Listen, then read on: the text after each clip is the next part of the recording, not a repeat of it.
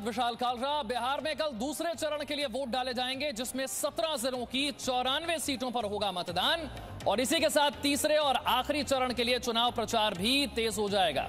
तीसरे चरण के लिए कई नेताओं की आज रैलियां भी हैं। एनडीए के लिए बीजेपी के अध्यक्ष जेपी नड्डा, रक्षा मंत्री राजनाथ सिंह और यूपी के मुख्यमंत्री योगी आदित्यनाथ रैली करने वाले हैं। तो दूसरे चरण की वोटिंग से पहले बिहार में क्या है चुनावी मुद्दे, कौन कौन से नेताओं की किस्मत होगी दांव पर, जानने के लिए रुख करते हैं मेरी सहयोगी शिरीन का, जो इस वक्त मौजूद है पटना में। शिरीन।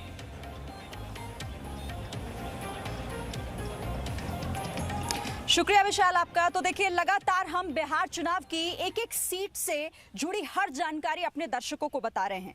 हम इस वक्त बिहार में विधानसभा के बाहर मौजूद हैं और यही विधानसभा जहां पर चुनकर प्रत्याशी अंदर जाने वाले हैं। तो देखिए, मुद्दे इस बार बहुत सारे रहे क्योंकि चुनाव की तस्वीर इस बार बहुत बदली हुई है। कहीं पर युवाओं की लहर है तो कहीं पर बदलाव की बयार बह रही है। बहुत सारे मुद्दे जिसमें रोजगार, शिक्षा, पानी, बाढ़ से प्रभावित इलाके, सड़कें, मूलभूत सुविधाओं से लेकर और ऐसी बहुत सारी चीजें जो जनता के जहन में लगातार बनी हुई है और इसका फैसला कल होगा दूसरे चरण के तहत। पहले चरण के लिए वोटिंग हो चुकी है, कल दूसरे चरण जिसमें 17 जिलों की 94 सीटें हैं और इसी के साथ पहला और दूसरा चरण मिलाकर 2/3 सीटें बिहार की होंगी जो पूरी हो जाएंगी, जिस पर तय होगा कि आखिर बिहार की जो हवा है वो किस दिशा में बह रही है। जनता ये तय करेगी अपने अपने मुद्दों के साथ और इसीलिए कल वोटिंग होनी है तमाम एहतियात बरतते हुए, क्योंकि कोरोना काल है और उसके बाद पहला चुनाव होने जा रहा है, हो रहा है। लगातार अलग अलग सीटों पर हम जा रहे हैं, लोगों के बीच जा रहे हैं और हम जनता से बात कर रहे हैं कि आखिर ये चुनाव उनके लिए क्या है।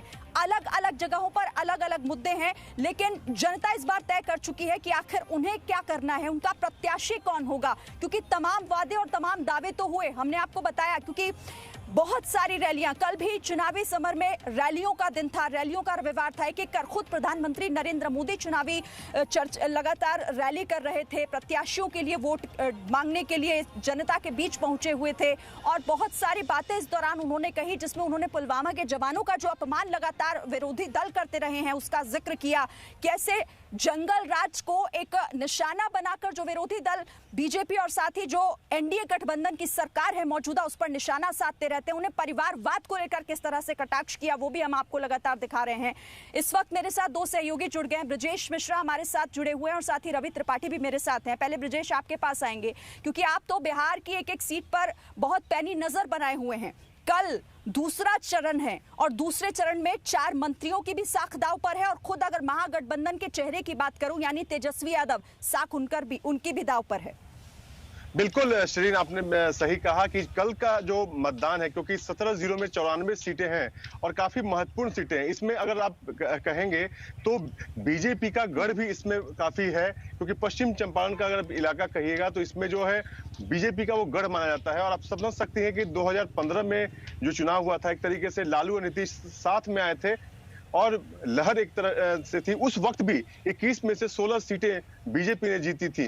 तो और जो इलाका बाकी है, अगर वैशाली की बात करें या फिर पटना के आसपास की बात करें, तो इसमें आरजेडी और बीजेपी के साथ कड़ी टक्कर है। तो कोशिश यही है सारी पार्टियों का कि ज्यादा से ज्यादा लोगों तक पहुंचा जाए और लोगों ने पहुंचा भी। आप समझ सकते हैं कि नरेंद्र मोदी पीएम की 3 सभाएं पहले से तय थी, आप छपरा में, मोतिहारी में और समस्तीपुर में, लेकिन पश्चिम चंपारण में बढ़ाया गया, एक सीट को और बढ़ाया, एक जगह और रैली को ऐड किया गया। तो पार्टियां कितनी गंभीर हैं इस वजह से आप अंदाजा लगा सकते हैं। एक एक दिन में पहले जो रिकॉर्ड था वो लालू यादव का रिकॉर्ड था कि एक दिन में 16 रैलियों का करने का, लेकिन तेजस्वी ने उसको भी तोड़ा है और 17 उन्होंने जनसभाएं की हैं और उसके साथ 2 रोड शो किया। तो लगभग 19 सभाएं की हैं जो अपने आप में रिकॉर्ड है। तो और अभी तक लगभग 200 रैलियां वो कर चुके हैं। तो आप सारा देखा हमने किस तरह से ताबड़तोड़ रैलियां, चाहे विपक्षी दलों की तरफ से हो या फिर बीजेपी और नीतीश की तरफ से हो, या फिर लगातार हम देख रहे हैं कि रैलियों के जरिए ज्यादा से ज्यादा लोगों से जुड़ा जा सके कि अंतिम कोशिश कल हुई है दूसरे चरण के लिए। मोतिहारी चलते हैं, वहां से मेरे सहयोगी रवि त्रिपाठी हमारे साथ बने हुए। रवि, आप तो जनता के बीच लगातार जाकर चुनावी चौपाल कर रहे हैं, उनसे बात कर रहे हैं, नेताओं से भी लगातार आपकी बात हो रही है, लेकिन कल ये तय हो जाएगा बहुत हद तक कि हवा किस तरफ बह रही है।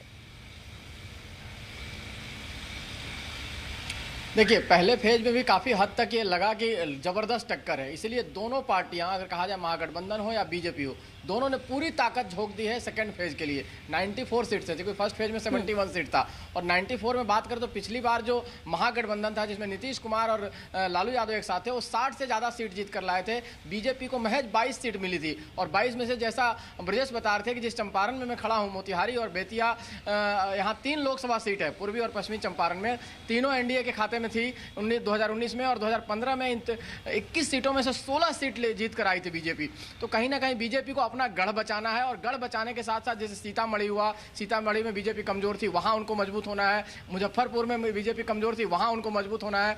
दरभंगा, मधुबनी, तमाम इलाकों में बीजेपी के अपने परफॉर्मेंस को बेहतर करना है। और जेडीयू जो पिछली बार ठीक ठाक परफॉर्मेंस लेकर आई थी, जेडीयू को भी अपने परफॉर्मेंस को रिटेन करना है, क्योंकि जेडीयू इस बार लालू यादव की पार्टी के साथ नहीं, बीजेपी के साथ है। तो अगर जेडीयू और बीजेपी का परफॉर्मेंस बेहतर रहा तो कहीं ना कहीं क्लीन स्वीप माना जाएगा। अगर ऐसा नहीं होता है, क्योंकि नीतीश कुमार के खिलाफ जो नाराजगी है, अगर उसका खामियाजा जनता के तहत भुगतना पड़ता है, तो एनडीए जो गठबंधन है वो कमजोर पड़ सकता है, और महागठबंधन को इधर फायदा मिल सकता है। और सेकंड फेज से ही तय हो जाएगा कि थर्ड जाहिर तौर पर, और इसीलिए चुनौतियां दोनों के लिए दोनों ही जो प्रमुख दल हम बिहार में देख रहे हैं, उन दोनों के लिए चुनौतियां हैं। एक तरफ चुनौती इस बात की है कि अपने कामकाज को, लोगों का उस पर भरोसा बना रहे, और आने वाले समय में भी इस तरीके के जो काम है वो होंगे सरकार की तरफ से, ये भरोसा लोगों का बना रहे। तो दूसरी तरफ विपक्षी दल जो है वो एक विकल्प के तौर पर जनता के बीच जा रहे हैं। बहुत शुक्रिया आप दोनों का हमारे साथ जुड़ने के लिए और इस बातचीत के लिए। तो लगातार हम आपको बिहार विधानसभा चुनाव, दूसरे चरण का चुनाव कल होना है 94 सीटों के लिए, और 2/3 सीटें जो हैं, जो हिस्सा है वो पूरी तरीके से कल